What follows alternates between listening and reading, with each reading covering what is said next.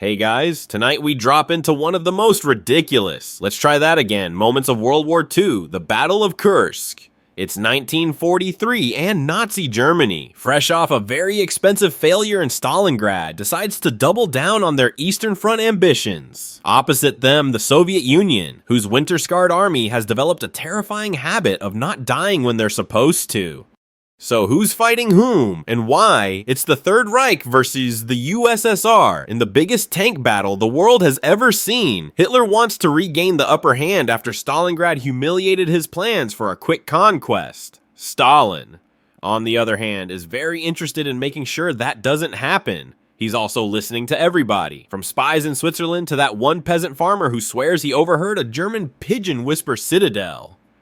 What sparked at Operation Citadel? It sounds like the name of a Marvel movie, but was actually a massive German offensive designed to pinch off the Kursk salient, a bulge in the Soviet front line that Hitler thought was begging to be crushed. Spoiler, it wasn't. That bulge was more like a steel porcupine. Estimated casualties. Try nearly 1 million combined. Give or take a few thousand poor souls who vanished into muddy fields. Exploded tanks. Or clouds of scorched earth. And for what a few kilometers of land and eternal bragging rights in military history books. Now, what makes this battle weirdly funny? Well, both sides knew it was coming. Like, really knew. The Germans planned it for months and delayed it repeatedly, giving the Soviets time to turn the area into a mine-infested, trench-lined hellscape. It's like announcing a surprise party, then showing up 3 hours late and finding out your guests have rigged the cake with dynamite. So, before you get comfortable, take a moment to like the video and subscribe, but only if you genuinely enjoy what I do here. Comment prompt: did you know about this battle before? If not, drop a comment after you hear how it really went down. Ready, let's drop into tonight's story. Things are about to get weird. It all started with a bulge. No, not that kind. This was a massive 150-mile wide, 100-mile deep chunk of Soviet territory sticking out into the German front line near the town of Kursk. In theory, this made a juicy target for a pincer attack. In reality, it was more like poking a beehive with your face. In March 1943, Hitler convened a meeting with his top brass to discuss the next big move. Field Marshal Manstein, fresh off some tactical flexing in Kharkov, wanted to keep up the momentum and hit the Soviets now before they regrouped. But Hitler, possibly still smarting from Stalingrad, hesitated. See, by this point, Hitler had become something of a military micromanager. Imagine your boss not only giving you deadlines, but also insisting on handpicking your stapler. That was Hitler with tanks. He wanted to wait until the brand new Panther tanks and Ferdinand tank destroyers were ready. These shiny beasts were supposed to turn the tide, except nobody thought to field test them properly. Spoiler, some Panthers caught fire just by starting the engine. German engineering, ladies and gentlemen. Meanwhile, Stalin, who normally trusted no one, not even his own shadow, was getting unusually good intel, thanks to the British cracking the Enigma code and some daring Soviet spies embedded in Germany looking at you. Richard Sorge. Even though you were executed a bit earlier, the Red Army basically had Hitler's playbook before he even laced up his boots. Instead of waiting for the Germans to hit, Stalin said, "You know what? Let's make this an invitation-only massacre." Thus began one of the largest defensive preparations in history. The Soviets built 8 defense lines, stretched over 300 kilometers, filled with 400,000 mines, 6,000 anti-tank guns, and more barbed wire than a Mad Max movie set.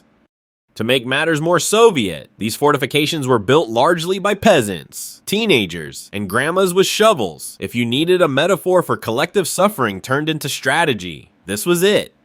Oh, and the Red Army. It wasn't just sitting in trenches playing cards. Stalin had placed 1.3 million men, 3,600 tanks, and 20,000 artillery pieces in and around the salient. They were locked, loaded, and absolutely not in the mood for another German invasion. And so, as April turned to May and May to June, Hitler kept delaying Operation Citadel like a college student procrastinating a term paper. Each delay allowed Stalin to pile on more defenses, dig more trenches, and drink more tea with his generals while quietly whispering, "Let them come." Fun fact time, the Soviets even built dummy tank positions, fake airfields, and decoy bunkers all designed to trick German recon planes. Somewhere, a Luftwaffe pilot probably thought, wow, they've got a lot of tanks, only to realize later it was just logs and cardboard painted with swastikas. Now here's where the historians argue. Was this whole battle doomed from the start? Some say the Germans should have skipped Kursk entirely and focused on defending the Western Front. Others argue that if they'd attacked in April, they might have pulled it off. But most agree that once the Soviets knew everything, and the Germans waited long enough to give them months to prep, it was like walking into a bar fight where the other guy built a cage, welded it shut, and locked you in with him. By early July, the table was set, tanks were revving, soldiers were writing what they thought were final letters home, and both sides believed they were about to win the war in a single, glorious stroke. Narrator voice, they were not. At this point, you'd think the Germans might reconsider their decision, but no, July 5th. 1923 finally arrived, and Hitler gave the green light for Operation Citadel. What followed was not so much a blitzkrieg as it was a 10-day tank-themed funeral procession into a minefield, led by flaming Panthers. But before the first Tiger even purred into gear, something rather Soviet happened.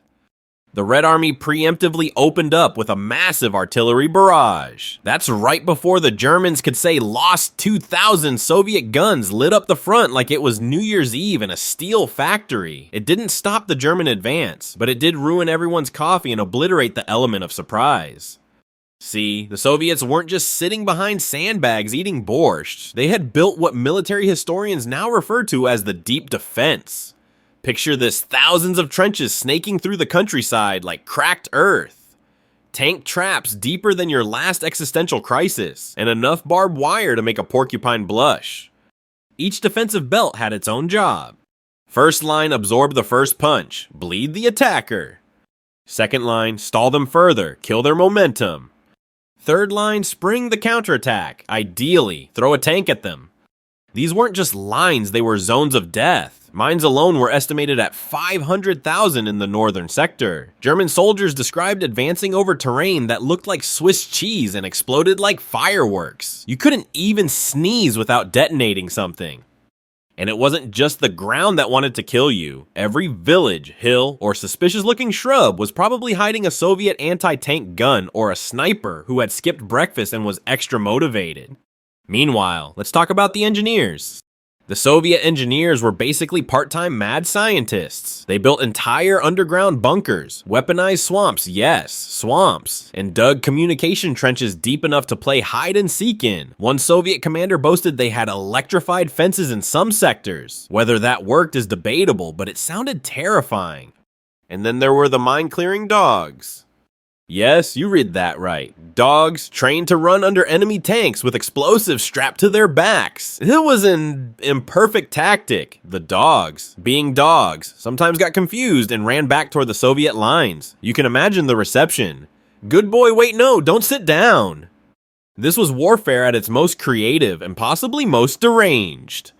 Still, the Germans weren't showing up with pitchforks. They brought heavy armor and lots of it. The Panther tank, sleek and deadly, was the star of the show until it wasn't. On day one, over 200 Panthers rolled out, and 40 broke down or caught fire within 24 hours. Not due to battle. Mind you, just mechanical tantrums.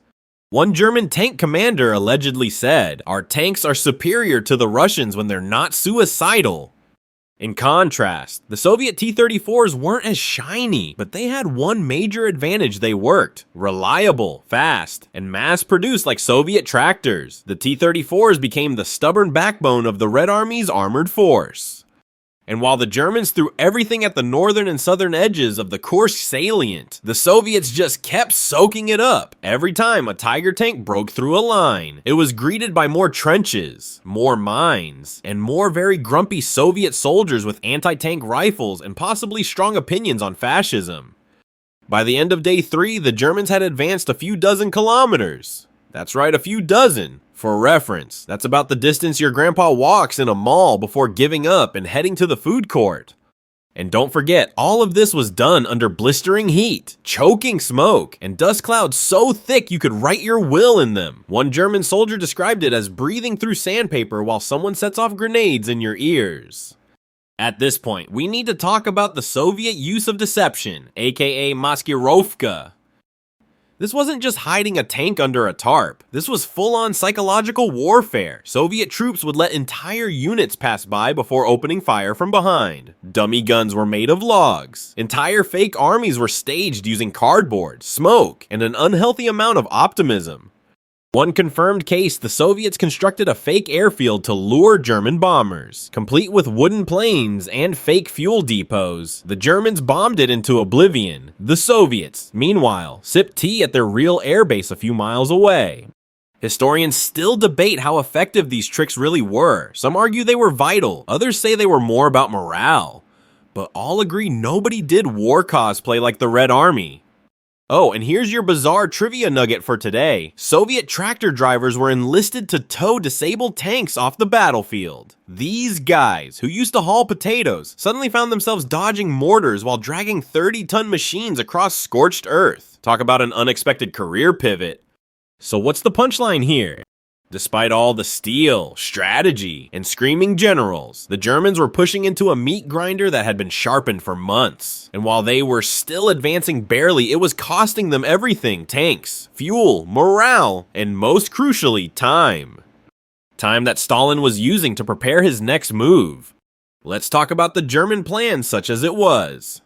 On paper, Operation Citadel was meant to be a textbook pincer movement. Army Group Center would push down from the north, and Army Group South would push up from the south, slicing off the Kursk salient like a particularly stubborn loaf of rye bread. Once the trap closed, the Red Army would be encircled, annihilated, and Hitler could strut around with his told-you-so mustache twitching in smug victory. Reality, however, had other plans, mostly involving mud, mines, and mechanical meltdowns. On July 5th, the offensive kicked off for real. In the north, the Germans under General Maude, Aden, Dell faced the kind of terrain that makes you reconsider every life choice. Soviet mines blew up the first wave of tanks like it was a Michael Bay audition reel. Then came the trenches, endless rows of them staffed by Soviet riflemen who had no intention of going anywhere. Thank you very much.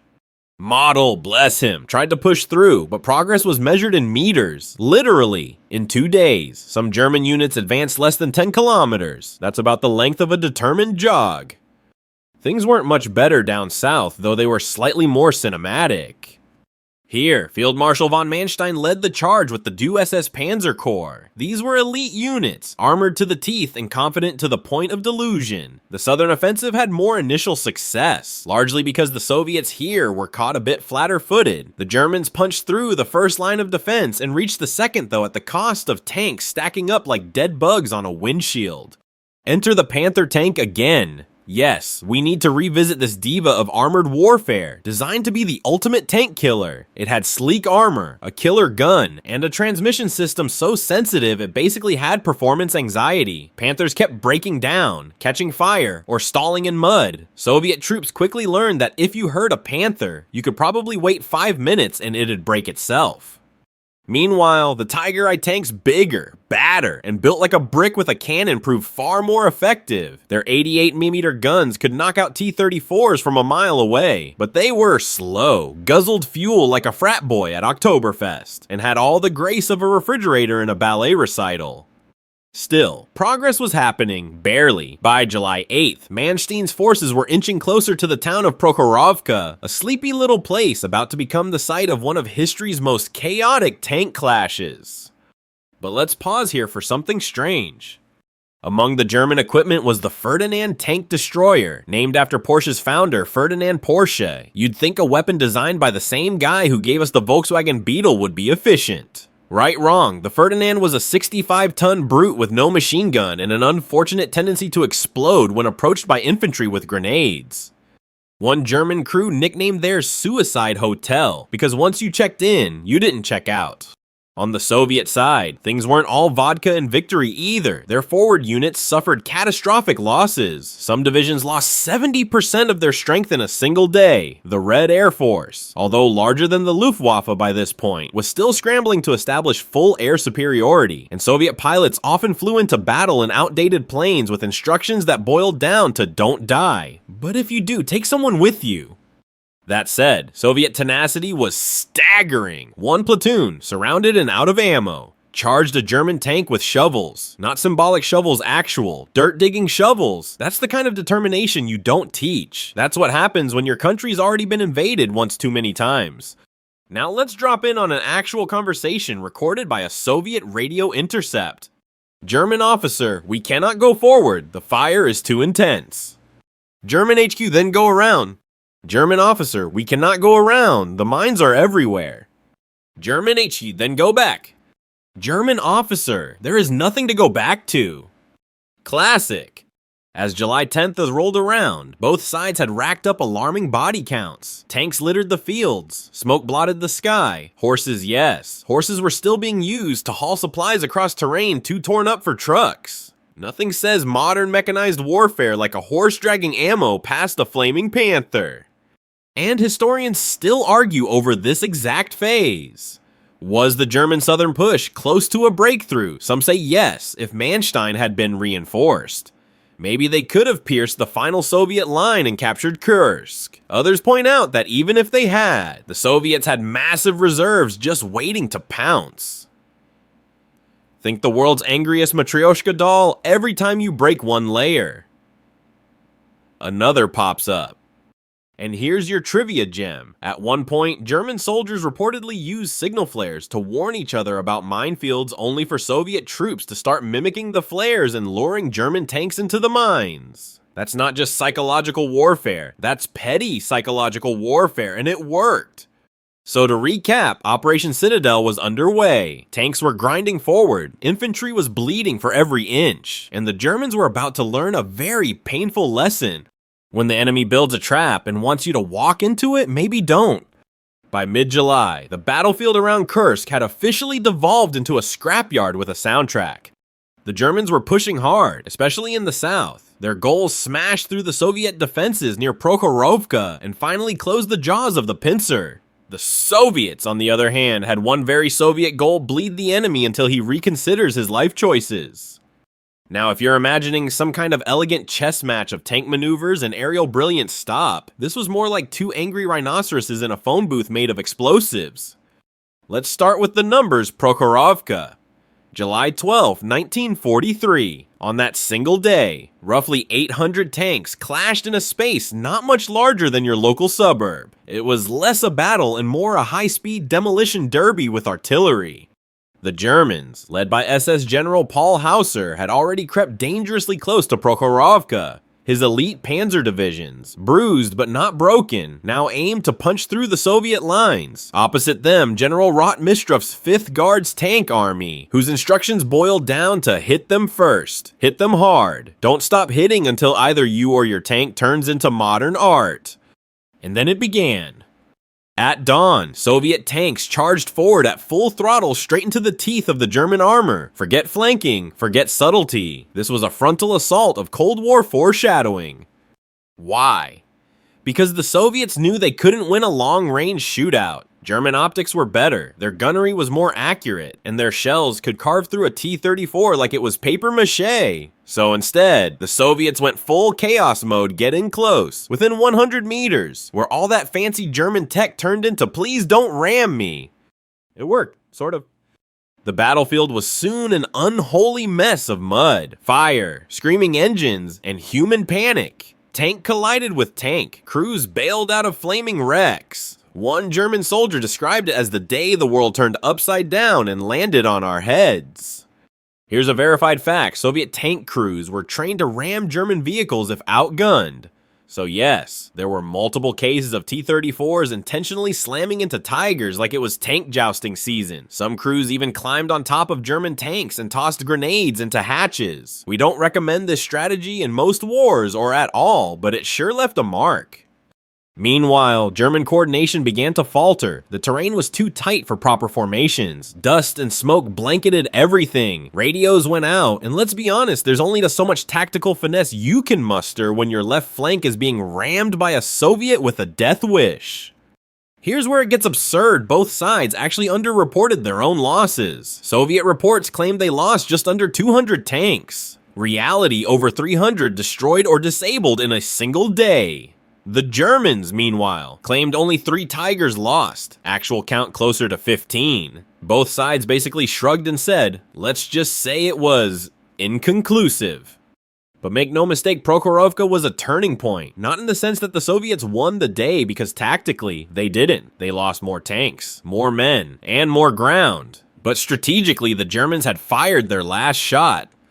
They had no more reserves, no magical reinforcements, no secret weapon waiting in the wings. Manstein, who had begged for the attack, now begged for more divisions. Hitler, meanwhile, was distracted by another problem, the Allied landing in Sicily, which had just kicked off.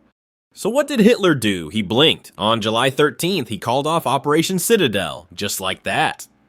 The German advance ground to a halt. Soviet commanders, blinking through the smoke, realized the tide had finally shifted. And now they could begin to push back. Here's your bizarre tidbit of the day. Soviet tankers often painted slogans on their tanks. Stuff like, for the motherland, or crush the fascist reptiles. But one T-34 was found bearing the phrase Private Ivan's taxi service because its crew had been using it to ferry wounded soldiers to safety during combat lulls. Dark humor, the real Eastern Front specialty. Historians still argue about whether Prokhorovka was necessary. Some say it was a desperate overreaction. Why throw wave after wave into German fire? Others argue it was brilliant by charging. The Soviets nullified the long-range advantage of German tanks and bled them dry in a single, savage day. Either way, the Germans were done advancing. Their best troops, tanks, and dreams of a strategic comeback had been battered into a field of burnt husks and broken treads. Meanwhile, the Soviets had something the Germans as no longer did: momentum. From this point on, the Red Army wouldn't just defend, they would roll forward, slowly, brutally, unstoppably. Oh, and for the record, the town of Prokhorovka still exists. Peaceful, small, and surrounded by farmland, but if you dig too deep, you're likely to hit a tank, or 5. So here we are, mid-July 1943, and the battlefield is now less of a battlefield and more of a metallic apocalypse sprinkled with scorched earth and tank parts that will confuse archaeologists for centuries. Enter the skies. You didn't think the Battle of Kursk was just about tanks and trenches, did you? Nah, it had everything. And now, the Luftwaffe and the Soviet Air Force were joining the fun, bringing their own brand of destruction, incompetence, and aerial chaos.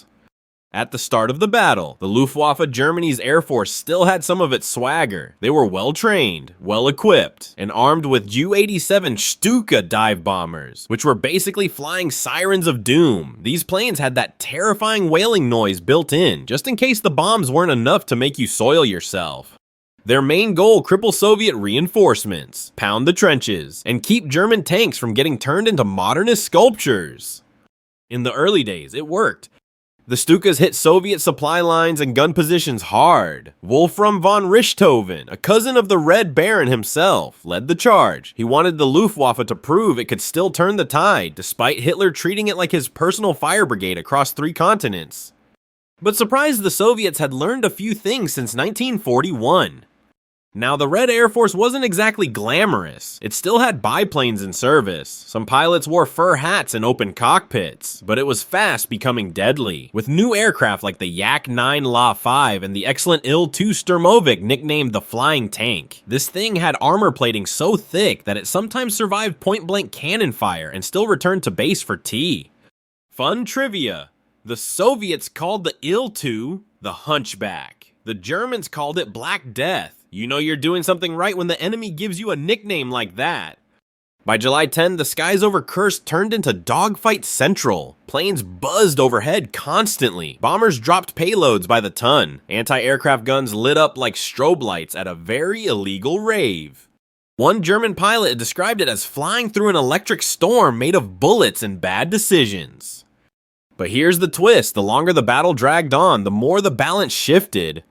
The Luftwaffe, despite its skill, was running out of gas, literally and figuratively. Hitler's obsession with strategic bombing and his lightning war addiction had scattered the Luftwaffe across multiple fronts. So while they showed up strong at Kursk, they couldn't keep up the pressure. Fuel shortages, overstretched logistics, and increasing Soviet resistance meant that by the second week, the Luftwaffe was more mosquito than wasp. And the Soviets, they were getting better by the hour. Sorties increased, tactics improved. And their use of low-flying Sturmoviks to support ground troops gave the Red Army a huge morale boost, because nothing says we got your back like a flying tank dropping 23mm cannon shells on the guy trying to shoot you. Here's where it gets wild. There are confirmed reports that Soviet biplanes, flying at night with their engines off, glided silently over German positions and dropped bombs by hand. These were flown by female pilots, nicknamed the Night Witches by terrified German troops. One German report simply read enemy aircraft, no sound, bombs, then fire, then laughter. Historians still debate their impact on Kursk directly, but their psychological warfare undeniable. Now, back to the bigger picture. As air combat ramped up, so did the general mayhem on the ground. Soviet reinforcements were pouring in. German command was beginning to realize that even if they won, it wouldn't be the knockout blow Hitler had promised. Meanwhile, Stalin's war machine was churning. Remember those Soviet reserves everyone kept whispering about? They were still fresh, still waiting, still very, very large. And the German generals were nervous. Field Marshal Manstein begged for more troops to complete the breakthrough at Prokhorovka. His logic, we're this close, just one more push. Hitler, meanwhile, had started looking southwest to the new Allied landings in Sicily. Suddenly, the Führer wasn't interested in Kursk anymore. He needed divisions for Italy, for the Balkans, for everywhere else except the place where his men were dying by the hundreds every hour. Strategic ADHD. Thy name is Adolf. At this point, both sides had suffered staggering losses. The Soviets were sending teenagers into battle. The Germans were cannibalizing broken tanks to keep others running. Entire battalions were being rotated out due to sheer psychological exhaustion. But if there was one constant, it was this: the Soviets weren't backing down, and the Germans, no matter how elite their armor or how precise their dive bombers, couldn't make the Red Army break. Here's the open-ended debate: was Kursk winnable for Germany at all? Some historians believe an earlier launch, maybe in May, could have caught the Soviets unprepared. Others argue that once the USSR mobilized its industry and manpower, it was game over no matter what. What's clear is this: every day the battle continued. Germany's margin for error shrank. Kursk was not just a fight, it was a slow, grinding confirmation that the Eastern Front was no longer their playground. And somewhere over the ruined fields, another Il-2 screamed overhead, cannon blazing, wings riddled, pilot shouting, "Let's see you Stuka this, you fascist bastards." If the Battle of Kursk had a greatest hits album, Prokhorovka would be track 1, and track 2 would be titled "Everything is on Fire," and that's just the supply line. But as the thunder of tanks began to fade, another kind of chaos took center stage: the command structure, or more accurately, the command breakdowns. Let's zoom in on the German side first. Field Marshal Erich von Manstein, architect of the Southern Offensive, still believed in a breakthrough. His elite SS Panzer divisions had taken heavy losses, but in his mind, they were close. You know that friend who insists the GPS is wrong and the restaurant is just up ahead even though you've passed 3 cow pastures and a haunted barn? That was Manstein. He pleaded with Hitler, "Let me finish this, give me reinforcements, one more push."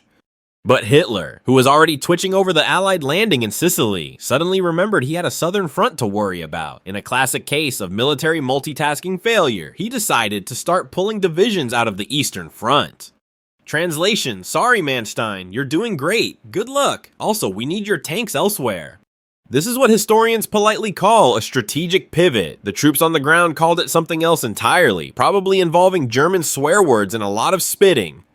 Over on the Soviet side, things weren't exactly running like clockwork either. Coordination was a mess. Orders were getting garbled. Some Soviet commanders launched attacks without waiting for air or artillery support because the radio operator was, let's say, missing in action. Rumor says he tripped over a minefield while looking for a latrine. And then there's General Nikolai Vatutin, commander of the Voronezh front. Brilliant, but chaotic. He believed in initiative, meaning he encouraged sub-commanders to act fast and aggressively, even if it meant ignoring direct orders. At one point, 2 Soviet tank brigades collided with each other in the dark because both thought they were ambushing the Germans. To paraphrase Stalin's military doctrine, speed, surprise. And if it all goes wrong, blame someone else. Here's your historical fact for the day the Soviets operated under a policy called Not One Step Back Order Number 227. Any commander who retreated without permission risked court-martial or a bullet.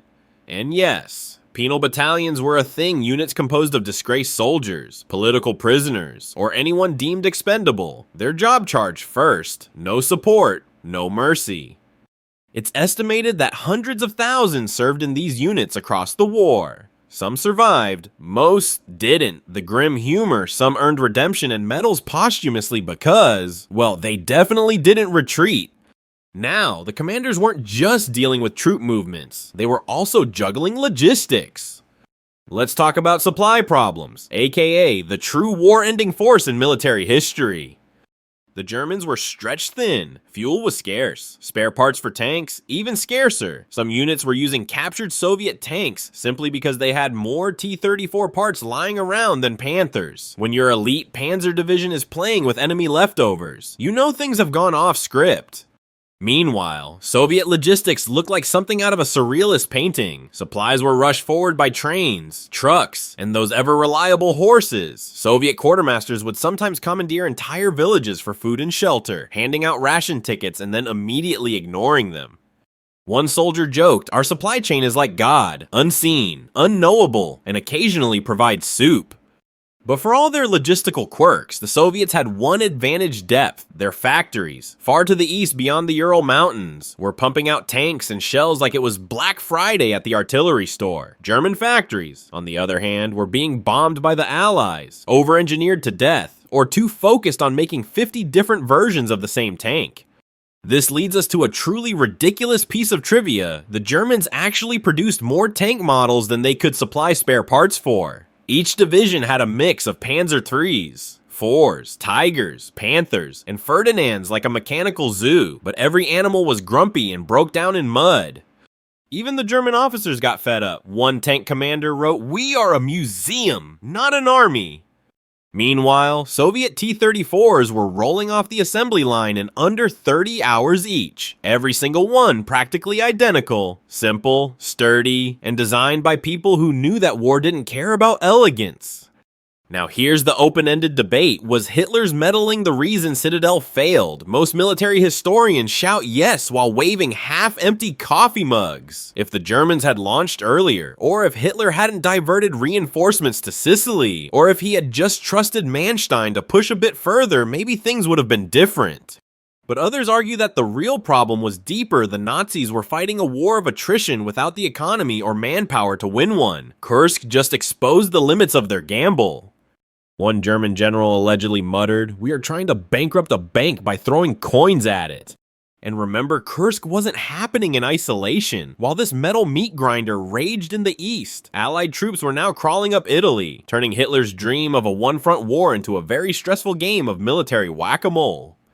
By July 17th, the momentum had clearly shifted. Soviet counteroffensives were gearing up, German commanders were exhausted, and Hitler had mentally checked out somewhere between Kursk and Mount Etna. Still, on the ground, soldiers were fighting tooth and nail for the next hill, the next trench, the next cratered village that used to have a name. And somewhere, another map was thrown across another war room, while another general lit a cigarette and muttered, "Well, this is going great." At this point in the saga, it's fair to say that both sides had traded optimism for caffeine and hope for high-caliber ammunition. But in the summer heat of July 1943, as the tank tread slowed and radios crackled with desperation, one thing was becoming increasingly clear: the counterattack was coming, and it wasn't going to be subtle. You see, the Red Army had been playing the long game. While the Germans threw everything they had into Operation Citadel, the Soviets were quietly preparing a massive counteroffensive, like that kid in dodgeball who just kept dodging until it was time to unleash absolute hell. And so, on July 12th, yes, the same day the infamous clash at Prokhorovka was raging, the Soviets launched Operation Kutuzov in the north, named after the one-eyed Russian general who outmaneuvered Napoleon because subtlety is for suckers. The goal was simple: smash the German northern flank and collapse the entire salient. Imagine being a German soldier who just survived 3 days of tank hell, only to turn around and see another 500,000 Soviets rolling toward you with artillery. air support, and that uniquely Soviet gleam in their eyes that said, "We were polite for 3 weeks, now it's your turn." In the north, General Konstantin Rokossovsky led the charge, one of Stalin's favorite generals, known for 2 things: cool-headed strategy and surviving political purges. His troops slammed into the Germans around Orel like a freight train full of vodka and vengeance. Suddenly, Army Group Center found itself being pushed back fast. Towns like Bolkov and Kromy fell in rapid succession, the Wehrmacht's vaunted lines crumbling, their morale cratered. One German war diary simply wrote, "Everything is red, the maps, the uniforms, the sky, everything." And in the south, the Soviets weren't done either. On July 17th, Stalin gave the go-ahead for Operation Rumyantsev, another punishing offensive designed to liberate Kharkov and drive the Germans from eastern Ukraine. It was the beginning of the end for Army Group South, which was already bleeding from the Kursk meat grinder. Let's break it down. German forces were out of reserves, low on fuel, and watching their rear lines collapse. Soviet forces had fresh divisions entering the field, supported by a booming war economy and a psychological high after stopping the vaunted Wehrmacht. The Red Army's offensive was marked by speed, volume, and sheer stubbornness. Their artillery strategy, everything. Fire everything, then fire more. By this point, the Soviets were deploying Katyusha rocket launchers in droves, nicknamed Stalin's organs because of the howling sound they made comforting. These were mounted on trucks and fired volleys of rockets that blanketed entire grid squares in smoke, fire, and existential dread. Here's your bizarre fact of the day: the sound of a Katyusha barrage was so distinct that German soldiers reportedly had nightmares about it. Some even surrendered early just to avoid hearing it again. By August, the counteroffensive was in full swing. The Soviets recaptured Belgorod on August 5th, then Kharkov on August 23rd. The German retreat, at first orderly, turned into a scramble. What was once a planned operation had become a survival exercise.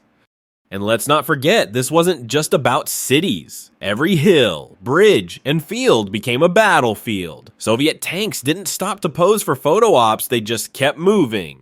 German rear guards were often overrun mid-breakfast. One panzer commander reportedly said, "We now fight in reverse." Now here's where the historians start yelling again.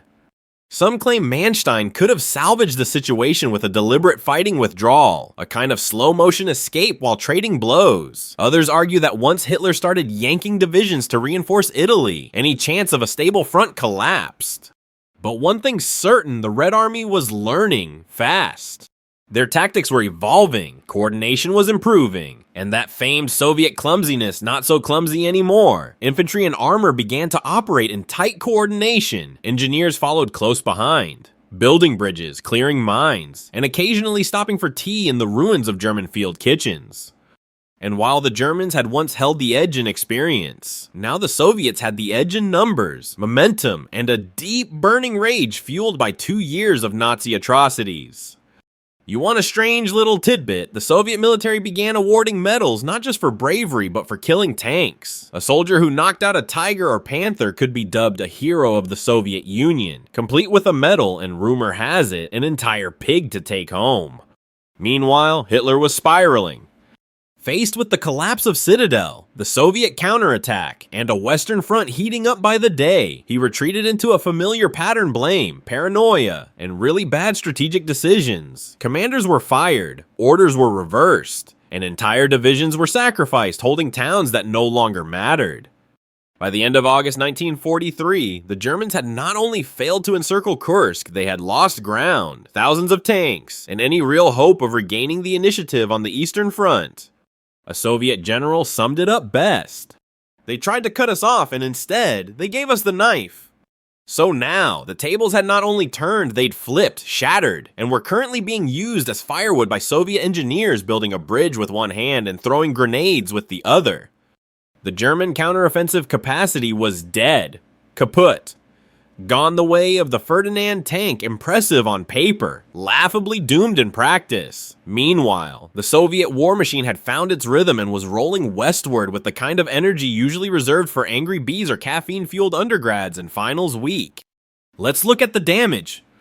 The Germans had lost nearly 200,000 troops in the Battle of Kursk and its aftermath. tank losses, over 700 armored vehicles, some were destroyed, some captured, some simply abandoned when the mechanics said, "I'd rather walk to Berlin." And while the Soviets had suffered even greater losses, estimates range as high as 250,000 killed and wounded. With over 600 tanks destroyed, they had a crucial advantage: they could afford it.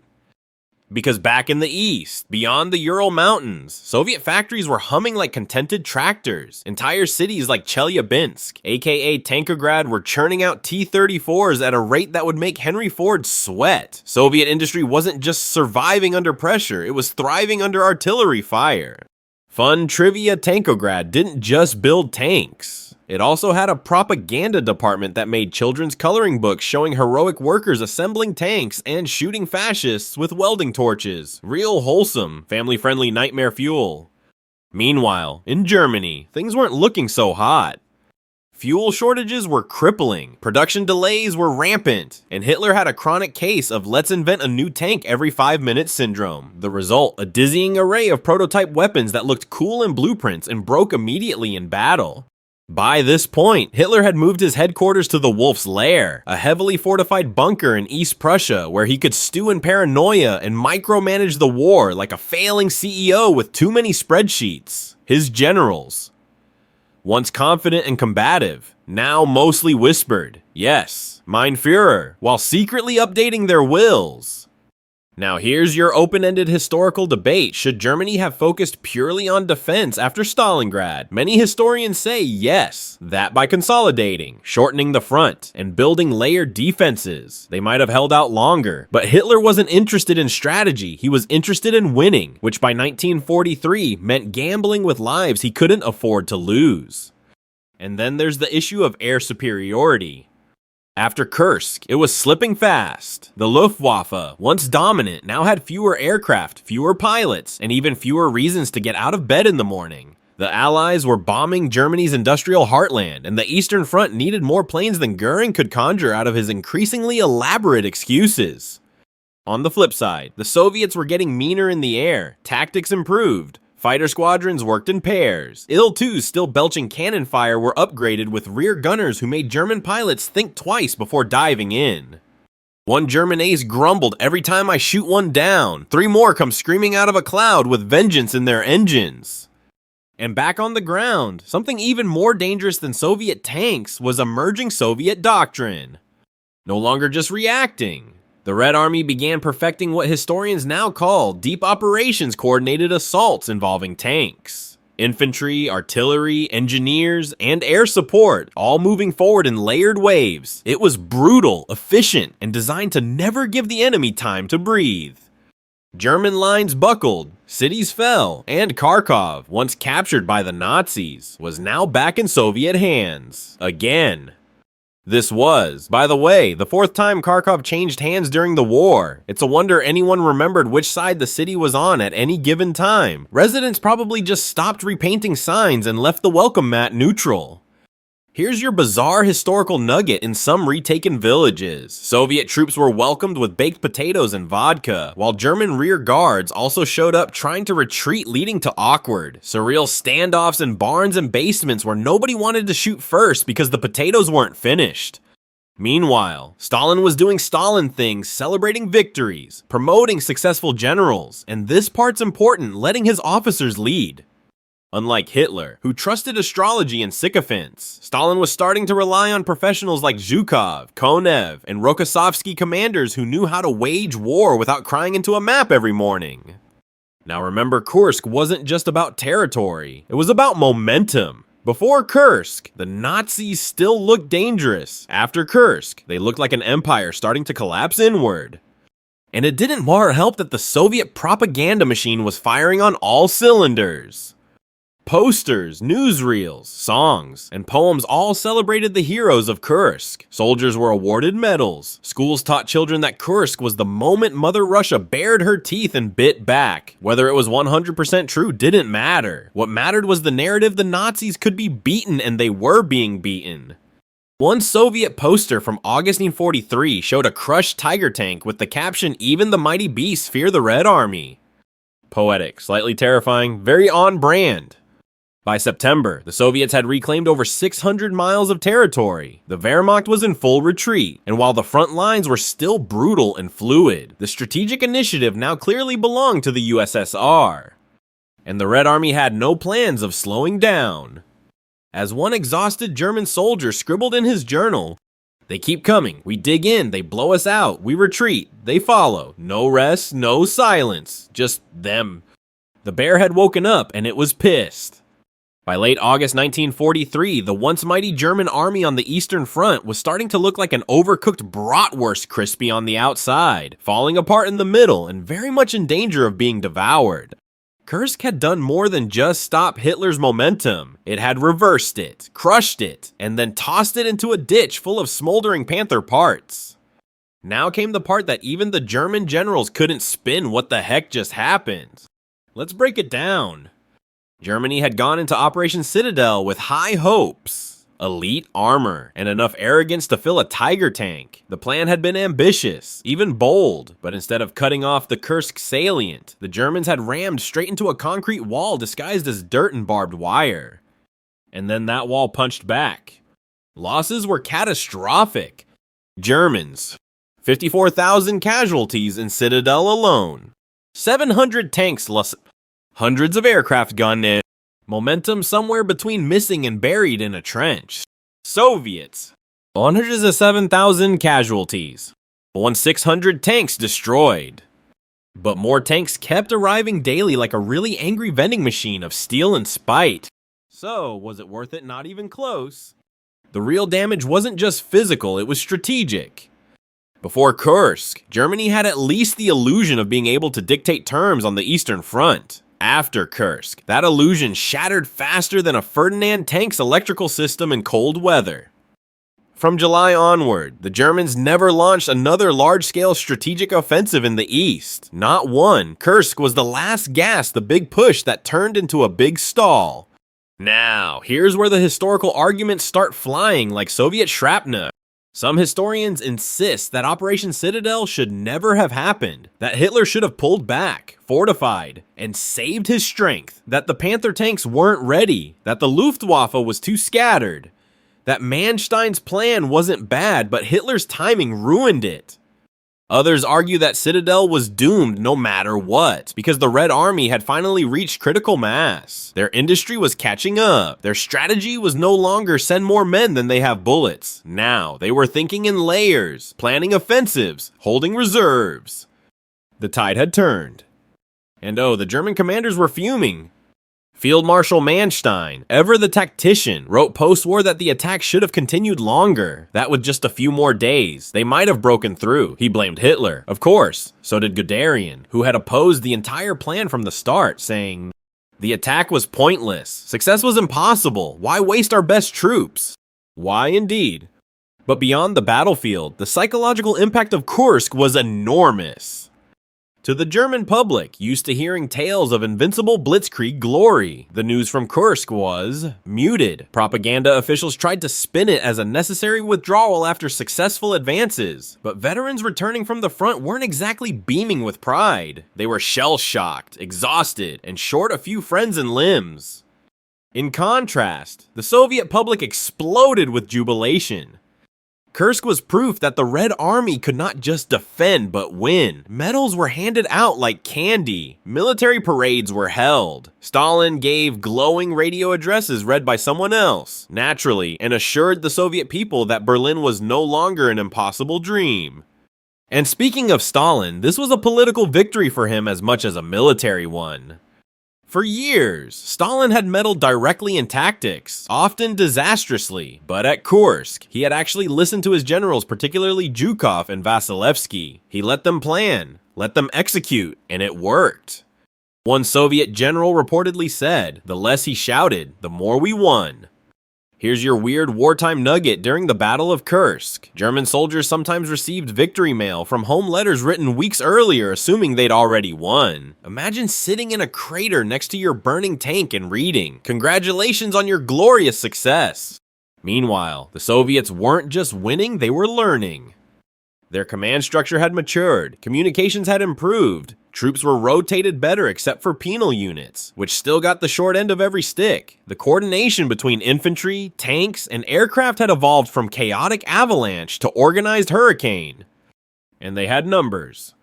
By September, they were rolling forward again. Town after town fell, and for the first time since 1941, German troops were consistently retreating on the Eastern Front. Even Hitler noticed. He began building the Panther Line, a series of defensive positions meant to hold back the Red Flood. But it was too little, too late. The Soviets weren't just moving forward, they were storming forward, with tank horns blaring and Katyusha rockets howling like demon choirs.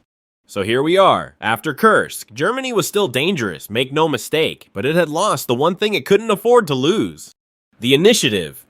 By September 1943, the Wehrmacht was on its heels. The Soviet bear was fully awake and roaring, and the Kursk salient, the battleground that had cost so much blood, steel, and sanity, was now firmly under Red Army control. But this isn't just where the battle ended, this is where the war changed. Because Kursk wasn't just another brutal Eastern Front slugfest, it was the last offensive Germany would ever launch in the East. After this, it was all downhill unless you were a T-34, in which case it was all west. Let's zoom out. Strategically, Kursk ended any realistic hopes of a German victory against the USSR. Hitler's dream of a Blitzkrieg revival smashed. His belief that superior tech and elite troops could turn the tide burnt out and broken on the fields of Belgorod. From here on out, Germany would only react, trying to slow the Red Avalanche, never to stop it, and never to reverse it. In fact, the very next day after Citadel was called off, Soviet offensives expanded. Operation Kutuzov drove Germans out of Orel, and Operation Rumyantsev smashed through Kharkov for the fourth and final time. It wasn't just a counterpunch, it was a sledgehammer. Let's be honest, the Red Army had not just survived, they'd evolved. They'd gone from desperate defenders in 1941 to hardened, coordinated juggernauts in 1943. They no longer needed to rely on throwing bodies at bullets. Now, they threw tanks at borders and artillery at maps. A Soviet general summed it up dryly. At Kursk, we buried German superiority with a shovel, a mine, and 30,000 shells. But the story isn't just about military doctrine or shifting front lines. It's about narratives, and Kursk handed the Allies one hell of a plot twist. Here's a trivia nugget that feels almost poetic after Kursk. German field hospitals began reporting a sharp rise in psychiatric breakdowns. Officers spoke of Kursk syndrome, a mix of exhaustion, shock, and disbelief that the enemy not only survived the Tiger tank, but chewed it up and kept walking. And while German officers wrote grim letters home, the Soviet press printed cartoons of Stalin swatting Nazi tanks like flies. The world had seen the tide turn in Africa with El Alamein, then in the Pacific at Midway, and now in Russia at Kursk. So, what does it all mean? Let's break it down. Kursk ended Germany's ability to go on the offensive in the East. It proved the Red Army could not only survive a German assault, but anticipate and destroy it. It marked the death of Blitzkrieg, that seductive doctrine of fast tanks and faster victories. And most importantly, it broke the myth of German invincibility. Once shattered, it never reformed. Even Western allies took note. Churchill, upon hearing of the Soviet victory, reportedly said, "Now the real hammering begins." And boy, was he right. Because after Kursk came the liberation of Ukraine, then Belarus, then Poland, and eventually, on a cold spring morning in 1945 Berlin, the echoes of Kursk would be felt far beyond 1943. Its tactics would be studied in military academies worldwide. Its failures would haunt the German officer corps, and its lessons about timing, overconfidence, and the limits of fancy machinery would outlive everyone who fought there. Now here's your final historical debate. Was Kursk truly the turning point of WoWoo? Some argue Stalingrad deserves that crown. Others say D-Day. But Kursk is where the Germans knew they could lose, and where the Soviets knew they could win. That psychological shift was irreversible. And so, by the end of summer 1943, the German army was in retreat. The Red Army was rolling forward, and the world had changed. Forever. And now, it's quiet. The shells have stopped falling, the engines are silent, the fields of Kursk, once shaking with fire and thunder, are still scattered with rusting metal and memories. You can almost hear the breeze moving through the craters. The birds are back. Nature, indifferent to history, reclaims what it can, somewhere. A half-buried tank slowly becomes part of the earth. The soldiers most are gone. Those who lived went home, changed scarred in ways no one could see. Some returned to medals and parades. Others never came back at all. Their names live on in journals, monuments, and the soil they fought on. For the people who lived in the shadow of that battle, the farmers, the children, the widows, Kursk wasn't about turning points. It was about survival, about rebuilding homes from ashes, planting crops in fields laced with shrapnel, and learning to smile again under a sky once filled with bombers. History remembers Kursk as strategy, maps, and momentum, but it was also blood, fear, and waiting in a trench for dawn. Now it's over. You've heard the story of the real one, not just the numbers or the tanks, but the madness, the bravery, the absurdity, and the cruel logic of war. So rest easy. The battle's done, the cannons are quiet, and if you close your eyes, there's just the wind and the hum of the earth healing itself. Sleep well.